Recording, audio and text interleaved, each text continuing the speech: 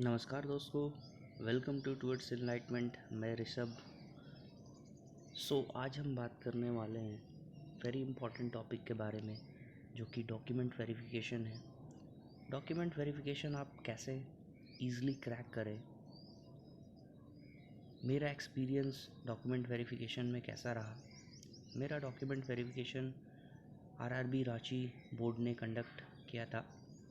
Generally सभी आरआरबीज़ कौन कौन से डॉक्यूमेंट डिमांड करती है उसे हम देखने वाले हैं। और आप सभी को पता होगा, आरआरबी एएलपी का डॉक्यूमेंट वेरिफिकेशन का लिस्ट और शेड्यूल जारी हो चुका है। सभी आरआरबीज़ ने डीवी के लिए लिस्ट दे दिया है। डीवी के लिए जो ई कॉल लेटर आता है उसमें ऑफिशियल इंस्ट्रक्शंस दिए जाते हैं। उस ऑफिशियल इंस्ट्रक्शन को हम लोग देखने वाले हैं कि हर एक आरआरबी आपसे कौन कौन से डॉक्यूमेंट की डिमांड करती है। ये रहा इंस्ट्रक्शन। ये मेरे ई कॉल लेटर का इंस्ट्रक्शन है।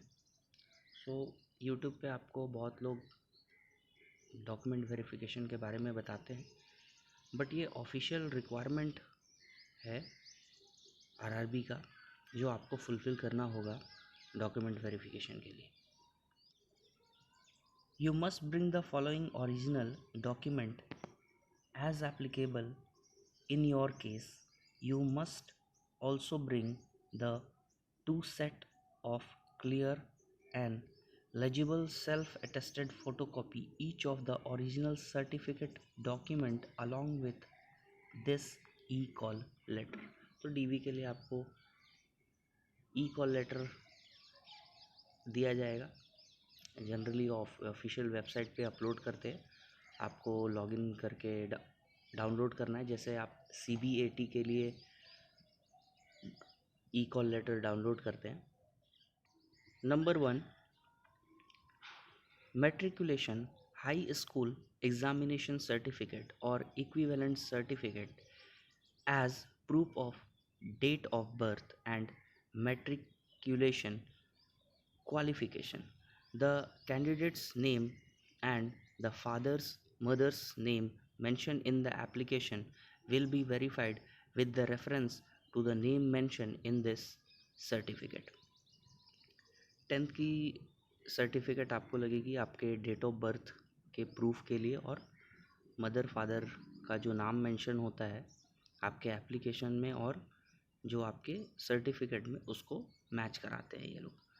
In case of verification in spelling in name, father's name in the online application and original certificate document, candidates are required to submit relevant affidavit executed before magistrate or notary on required stamp paper stating that the referred person in certificate is one and same on the date of verification। तो अगर father mother के name में या आपके नाम में कोई mistake होता है तो सर्टिफिकेट में और आपके ऑनलाइन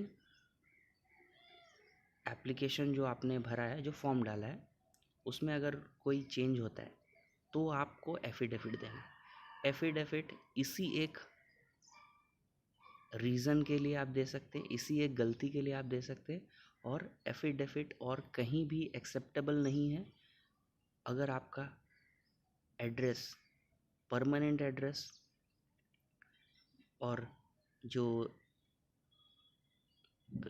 प्रेजेंट एड्रेस है वो डिफरेंट है या उसमें कोई गड़बड़ी होता है, तो वहाँ पे ये एफिडेविट एक्सेप्टेबल नहीं होता है। और किसी भी रीज़न के लिए एफिडेविट एक्सेप्टेबल नहीं होता है। जो यहाँ पे इंस्ट्रक्शन में लिखा हुआ है वही वो प्रॉपर फॉलो करते हैं आरआरबी वाले। मेरे केस में भी हुआ था। परमानेंट एड्रेस और रीसेंट एड्रेस यानी प्रेजेंट एड्रेस में मैंने कुछ गड़बड़ी कर दी थी और मैं एफिडेविट बनवा के लेके गया था। तो उस एफिडेविट को उन्होंने एक्सेप्ट नहीं किया और बोला रहने दो, हटाओ, इसे मत दो। तो मैंने वो एफिडेविट नहीं दिया, उन्होंने एक्सेप्ट नहीं किया। +2 inter higher secondary PUC equivalent certificate as applicable, उसके बाद आपका +2 का सर्टिफिकेट होगा वो लगेगा, और यूनिवर्सिटी डिग्री और इक्विवेलेंट अगर आपके पास डिग्री है तो वो लगेगा। The education qualification certificate provisional or regular should contain the date of issue. आपका जो भी सर्टिफिकेट होगा उसमें डेट मेंशन होना है कि ये सर्टिफिकेट कौन से डेट का है। इशूइंग डेट भी होता है, मेंशन होता है, और जो रिज़ल्ट का डेट होता है कि रिज़ल्ट कब पब्लिश हुई है उस वो डेट भी मेंशन होता है। तो वो डेट आपको आपके सर्टिफिकेट पे मेंशन होना चाहिए। In case date of issue of this certificate is after the closing date for registration of online application, then the consolidated mark sheet with date of declaration of the result of final qualifying exam or individual mark sheet of all the semester yearly with date of declaration of result on which should be submitted. In case of non available of date in any of these mark sheet certificate, a certificate from the instruction university board to this effect indicating date of declaration of result should be produced at the time of document verification. तो अगर आपके consolidated marksheet पे date mention नहीं है तो individual marksheet आपको निकलवाना पड़ेगा आपके यूनिवर्सिटी से और उसे डॉक्यूमेंट वेरिफिकेशन में लेके जाना पड़ेगा। और अगर डेट मेंशन नहीं है तो कॉलेज या यूनिवर्सिटी से आपको एक पेपर बनवाना पड़ेगा और उस पर जो कॉलेज के प्रिंसिपल होंगे वो सिग्नेचर करेंगे कि हाँ इस आपका रिज़ल्ट डेट क्या है वो वहाँ पे मेंशन होगा। After that SC/ST certificate in the format as per annexure 1। आपका ST/SC सर्टिफिकेट, जो भी कैंडिडेट ST/SC से बिलोंग करते हैं कैटेगरी से, उन्हें एनेक्सर 1 में कास्ट सर्टिफिकेट बना के लेकर जाना बिल्कुल ही ज़रूरी है। वो ऐसे ही मांगते, एनेक्सर में ही मांगते, और ये सेंट्रल का कास्ट सर्टिफिकेट होना चाहिए। और ST और SC कैंडिडेट के लिए एक बहुत इम्पॉर्टेंट बात कि इनका डेट नहीं देखा जाता। ये अपना ST/SC सर्टिफिकेट कभी भी बना के लेके जाएं, फॉर्म फिल करने के बाद या फॉर्म फिल करने से 2-3 साल पहले इनका सर्टिफिकेट एक्सेप्टेबल होता है, सेंट्रल गवर्नमेंट का कास्ट सर्टिफिकेट। बट यही चीज़ OBC के साथ नहीं होता। नेक्स्ट लाइन में देखिए, OBC NCL certificate in the format as per annexure 2। Annexure 2 में आपको OBC NCL देना है। OBC NCL certificate shall be valid as on the closing date for submission of application for this CEN। Closing date से पहले का आपका OBC NCL certificate होना चाहिए। ये डिफरेंस है ST/SC और OBC NCL के कास्ट सर्टिफिकेट में जो रेलवे आपसे मांगती है। Non creamy layer declare by OBC candidate as per annexure 2A। तो नॉन क्रीमी लेयर जो है वो एनेक्सर 2A बनवाएंगे। सभी एनेक्सर आपको ऑफिशियल नोटिफिकेशन में मिल जाते हैं। Income and asset certificate to be produce by economical weaker section as per annexure 3। EWS वाले एनेक्सर 3 बनवाएंगे। Income certificate for waiving examination fee for economically backward class as per Annexure 3A BPL card इज्जत MST। तो जो ही EWS वाले annexure 3A बनवाएंगे, जो जिनके पास BPL card होता है, माइनॉरिटी कम्युनिटी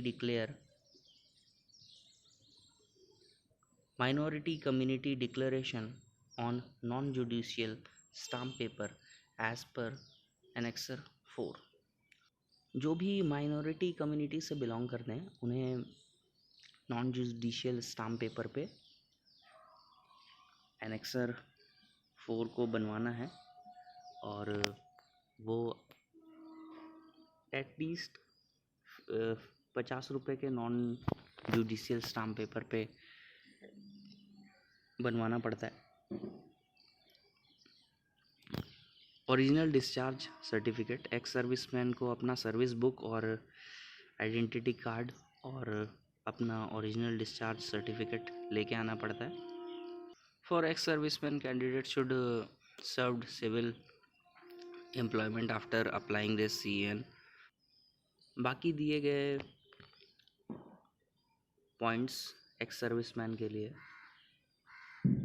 इस इंस्ट्रक्शंस को आप लोग खुद भी पढ़े और समझे। Number 15, NOC with date of appointment for current employer in case of serving employees. जो एम्प्लॉयज़ अभी करंट में जॉब कर रहे हैं उनके लिए NOC मांगा जाता है। बट अगर आप DV के टाइम में कुछ सर्टिफिकेट प्रेजेंट नहीं करते हैं तो आपको थोड़ा सा समय दे दिया जाता है, आपको थोड़ा टाइम देंगे कि आप उसे बनवाएं और उसे बनवा के प्रेजेंट करें। और सभी कैंडिडेट्स के लिए ब्लॉक डेट अवेलेबल होता है। अगर आप एक पर्टिकुलर डेट पे वहाँ नहीं पहुँच पाते तो आप अपने ब्लॉक डेट पे जाएं, ब्लॉक डेट या रिज़र्व डेट, तो आपको DV में वहाँ वो एक्सेप्ट कर लेंगे। बट आपको एप्लीकेशन पहले देना होगा कि ब्लॉक डेट में आप क्यों आएंगे और जो आपका ओरिजिनल शेड्यूल वाला डेट है उसमें आप क्यों नहीं आएंगे, क्यों प्रेजेंट नहीं हो पाएंगे। Gazetted notification and or any legal document in case of formal change of name as mentioned in para 1.7 of general instruction of CEN 02/2024। Gazetted notification या फिर लीगल डॉक्यूमेंट देना होगा आपको, या एक एफिडेविट ही कहें, इन केस ऑफ अगर आपका नाम चेंज हुआ है कभी भी आपके स्कूलिंग कॉलेज के टाइम पे, तो सो नेक्स्ट पेज पे चलते हैं। ऊपर के कुछ पॉइंट्स को मैं स्किप करता हूँ और सीधे नंबर 2 पे हम आते हैं। Candidate must also bring the following document at the time of document verification: 6 passport size photo not old more than 3 months। Recent के पासपोर्ट साइज़ फ़ोटो लेके जाएं और 6 से ज़्यादा लेके जाएं। 20-25 बनवा लें। डॉक्यूमेंट वेरिफिकेशन, मेडिकल, इन सभी में फ़ोटो लगते हैं और ज्वाइनिंग के टाइम में भी फ़ोटो लगते हैं। तो फ़ोटोग्राफ आप ज़्यादा से ज़्यादा बनवाएं, 20-25। Second, upper portion of call letter of CBT। जो आपने CBT एग्ज़ाम दिया है उसका फॉली या ऊपर का जो कॉल लेटर होता है वो मांगते हैं। अगर आप नहीं दे पाओगे, किन्हीं किन्हीं का गुम हो जाता है, तो वहाँ डांट सुनने के लिए तैयार रहना। वहाँ जो DV कंडक्ट करा रहे होंगे ऑफिसर्स, वो आपको वहाँ थोड़ा मोड़ा डांटेंगे फिर छोड़ देंगे, लेकिन फिर भी कोशिश किया करो कि उस ई कॉल लेटर को अच्छे से रखो, वेरीफाइड ई कॉल लेटर को एग्ज़ाम के बाद, और उसे लेकर जाओ, क्योंकि वहाँ आप डीवी में टेंस हो जाओगे, सभी नर्वस हो जाते हैं। तो आपके पास अगर सारा डॉक्यूमेंट रहेगा, सारा पेपर रहेगा, तो आप वहाँ नर्वस नहीं होगे और आपका डॉक्यूमेंट वेरिफिकेशन एक बार में ही स्मूथली कंप्लीट हो जाएगा। Photocopy of both side of Aadhaar card. If you fail to produce the above mentioned original certificate on the date of document verification, your candidature is liable to be rejected and no further correspondence will be entertained in the matter. Further, please note that furnishing false information, deliberate suppression of information, or using unfair means at any stage of examination will render the candidate disqualified, and he and she will be debarred from appearing in any selection or appointment in railway or to other government services, and if appointed, the service of such candidate is liable to be terminated in future. अगर आप कोई भी original certificate या फिर आप कुछ धोखाधड़ी करते हैं किसी भी गवर्नमेंट बॉडी से, और बाद में ये जो क्रॉस वेरिफिकेशन करते हैं, तो इसमें आप अगर पकड़े जाते हो तो आपको रिमूव कर दिया जाएगा सर्विस से और आपको ब्लैक लिस्टेड कर दिया जाएगा. It may be noted that merely calling a candidate for document verification and medical examination does not in any way entitle him her for employment, for job, or recruitment unless and until the offer of appointment is given. Please note that your impanelment will be subject to correctness of all the information submitted by you in your online application CBT and verification of document. So medical और DV में बुलाना ये नहीं होता कि आपको ये job दे रहे हैं. जब तक आपका पैनल में नाम ना आ जाए और अपॉइंटमेंट लेटर आपको ना दे दिया जाए, तब तक आपका जॉब पक्का नहीं है.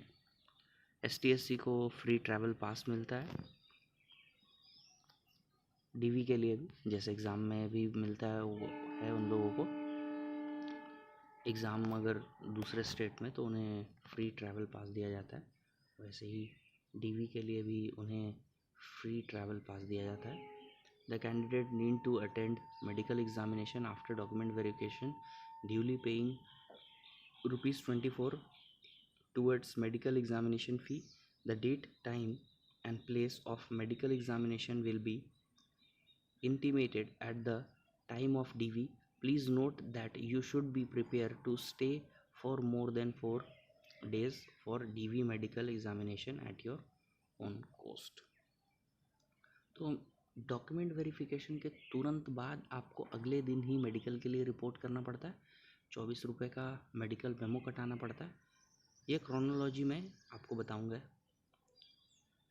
कि कैसे कैसे आपको क्या करना पड़ता है. Block date for verification of original document for absentees candidate block date होता है, वो मैंने पहले बता चुका है. In addition to complying with the above requirement, candidate are advised to upload color scanned image of the document and photo and signature in RRB document verification portal oirmsir.gov.in. OIRMS का portal होता है, तो अब क्या करने लगे हैं कि ये डॉक्यूमेंट को पहले अपलोड करा लेते हैं.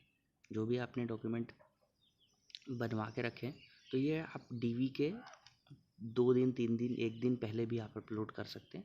इसके लिए कोई दिक्कत की बात नहीं है. This portal will be active for uploading 10 days before your DV date to till your date of DV. तो डीवी के डेट्स के 10 दिन पहले ये पोर्टल एक्टिवेट हो जाता है, और जिस दिन आपका डीवी है उस दिन भी आप इसे अपलोड कर सकते हैं अपने डॉक्यूमेंट्स को, कोई दिक्कत की बात नहीं है। अगर आपका डॉक्यूमेंट कंप्लीट नहीं है, बना नहीं है, तो उसे आप अपलोड कर सकते हैं। सो देखते हैं क्रोनोलॉजी, कैसे डॉक्यूमेंट्स को हमको अरेंज करना है और वो क्या क्या होता है वहाँ पे जाने के बाद। सबसे पहले तो आपको मेडिकल मेमो का टिकट कटाना होगा। जैसे जनरल का टिकट कटाते हैं, आप नियरेस्ट स्टेशन में जाएंगे आरआरबी बोर्ड के, तो वहाँ पे आपको मेडिकल मेमो का फॉर्म दे दिया जाएगा और उसे आपको फिल करके नियरेस्ट स्टेशन चले जाना है, और आपको 24 रुपये का मेडिकल मेमो टिकट कटा लेना है। फिर आप आओगे, आपका अटेंडेंस होता है जनरली, एक शीट होगा, उस पर आप सिग्नेचर करोगे। जैसे आपने फॉर्म फिल किया था उसी टाइप का आपको परफॉर्मा भरवाएंगे वहाँ पे। उसी टाइम पे आप अपना प्रेजेंट एड्रेस और परमानेंट एड्रेस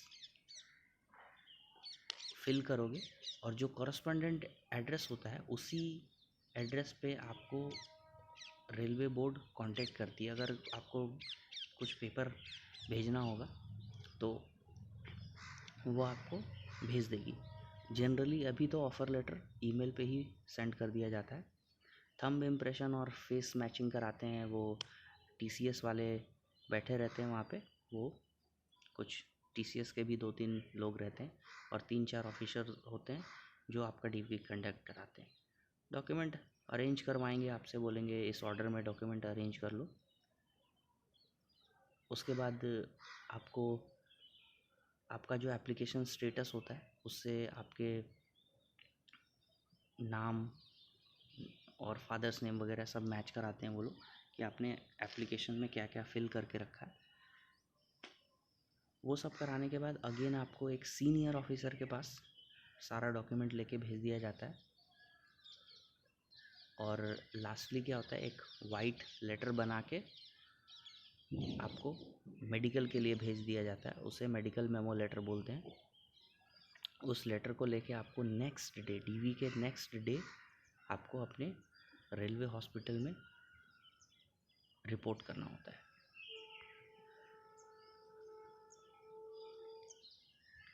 ऐसा एक सीईएन का आपको हैंड बैंड लगा देंगे, और इसे बोलते हैं कि जब तक मेडिकल ना हो जाए तब तक नहीं हटाना है, ऐसा इंस्ट्रक्शन देते हैं वो लोग।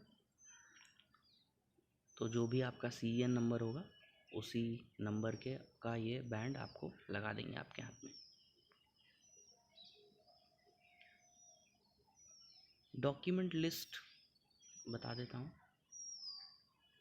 ई फॉली हमने पहले बात कर चुका है।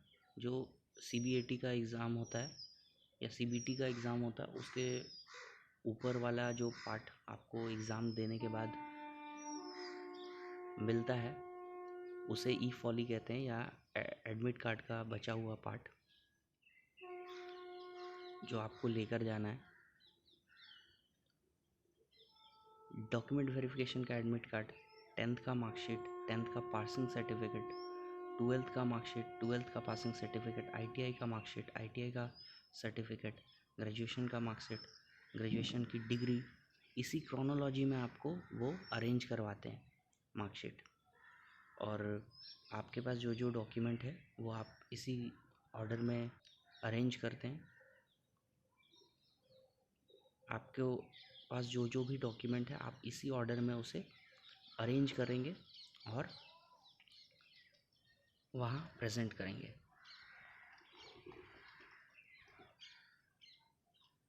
बीटेक की मार्कशीट, बीटेक की degree, caste certificate generally SDO और तहसीलदार, इससे नीचे का बना नहीं होना चाहिए। आधार कार्ड, पैन कार्ड, एफिडेविट, अगर आपके नाम वगैरह में कुछ मिस्टेक है तो एफिडेविट लगेगा, वरना अदरवाइज़ ऐसे नहीं लेते वो लोग। Thanks for watching guys, hope so आप सभी को डीवी कैसे होता है वो समझ आ गया होगा। और रेलवे का हर एक बोर्ड इसी टाइप से डीवी कंडक्ट कराता है और जितने भी पोस्ट हो उनके लिए ऐसे ही डीवी कंडक्ट होता है।